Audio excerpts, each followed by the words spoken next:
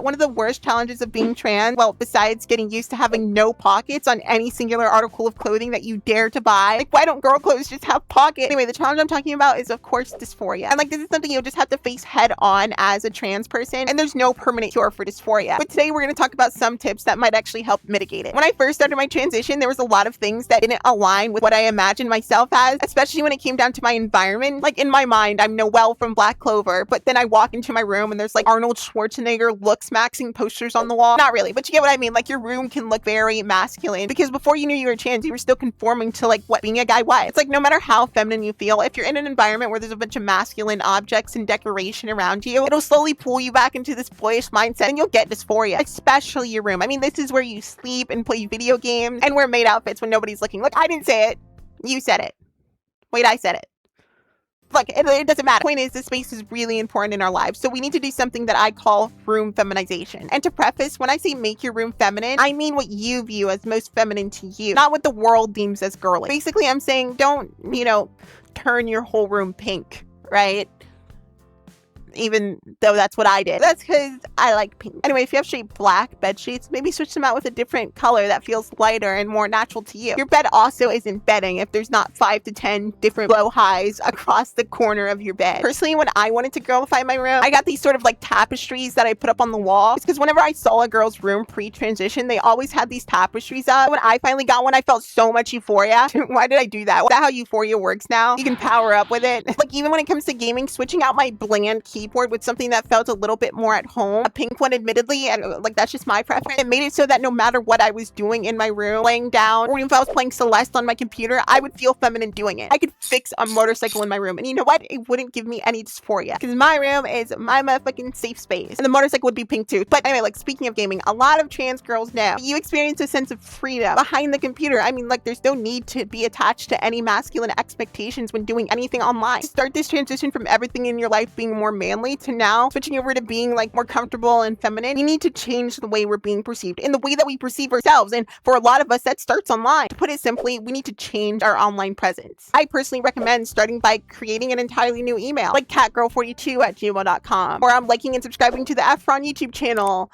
5@gmail.com. Like, I don't know, it's your job. A lot of the times when we create our email originally, we use parts of our dead name, which actually can be quite gross to look at. And then we use that email for lots of social media that we sign up for, right? And so creating that brand new email is the start to feminizing every part of your online life. From creating a new Discord account with your actual preferred name and pronouns, making all new social medias for when you're at the point where you want to share other parts about yourself online, whether it's like on Instagram or other types of places. One thing that helped me move on from the era of who I used to be online is this browser add-on that my friend suggested me called Dead Name Remover. I'm going to present to you 2 tools that can really help you move on from that old era of who you used to be online. Number 1 is a tool called Dead Name Remover, and I'll leave the link in the description. Basically, if you're not ready to completely get rid of your old email and old connections to your dead name, you can use this plugin and it'll replace your dead name with your actual name on any website that you go to. Whether it's Gmail or any other random site that you signed up for with your dead name and old pronouns, it'll visually replace them with the new stuff so that you feel more comfortable online. This isn't sponsored, but it is a tool that really helped me. The second tool I want to introduce you to is our Discord server, Trans Inc. So that when you're finally ready to give that new name and pronouns a try, or you just want to hang out with cool trans people, you can immediately get on here, interact, and be affirmed. Check it out below.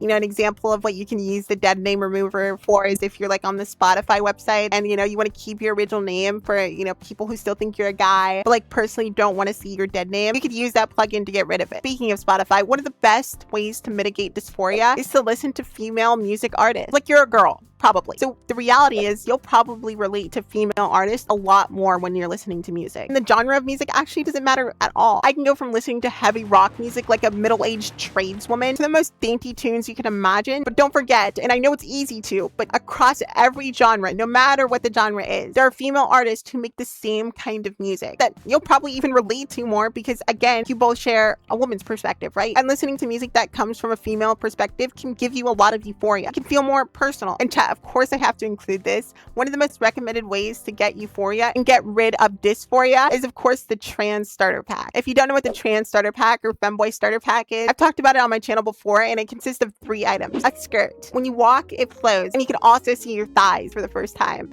8 out of 10 euphoria points. A crop top. Again, you see a lot more of your skin, your tummy's out, it's very comfy. 6.7 out of 10 euphoria points. And oh yes, classic thigh highs. If you don't have the ability to shave yet, these cover up a lot of your legs. And it almost gives like compression kind of feeling to your legs, and yeah, it feels good. 8 out of 10 euphoria points. So that's the trans starter pack. The reason why this set of items is popular, especially for beginner trans girlies, is because they're all generally pretty cheap to buy. They're kind of easy to hide too. And on top of that, they get rid of dysphoria quite well for a little bit. The last thing I want to mention is makeup. Don't get me wrong, makeup isn't the easiest thing in the world. Personally, the first time I tried eyeliner, I ended up looking more like a puppy than a puppy girl. But once you get the hang of makeup, it can really improve your image and wisp away a lot of dysphoria you get from your face. Above this, when it comes to dysphoria in your face, I actually encourage you to refrain from looking at your face too long. Obviously, it matters when you're doing makeup, but if you're just staring in the mirror wishing you look different, it only really ends in a depressive spiral. And that's actually not because you're trans. It happens to a lot of people regardless of their gender. The longer you look at your face, the more you see flaws that'll tell you a secret nobody else actually sees. Several studies on self-perception revealed that a lot of things we hyperanalyze about ourselves actually are never things other people even realize. But I do makeup because it makes me feel pretty, and it removes a lot of dysphoria I may be having in the moment. If you're out, you can look up makeup shops that'll do your makeup for you, and then you can just buy all the items they use. Another great option is looking on TikTok for makeup styles that you might like, and also looking on TikTok for the tutorials on how to do those makeup styles. I don't recommend TikTok for many things, but when it comes to makeup, some of the girlies on there just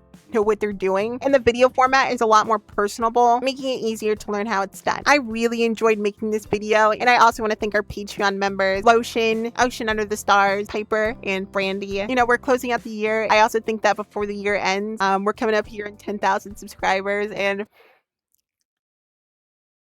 it's been so beautiful to be able to express myself the way that I do online. And not only that, but to encourage other people to express themselves too. Seeing the way you guys just engage with me really does mean a lot, and it makes me want to keep doing this. I mean, 10K, I mean, I just really can't believe it. Comment what gets rid of your dysphoria.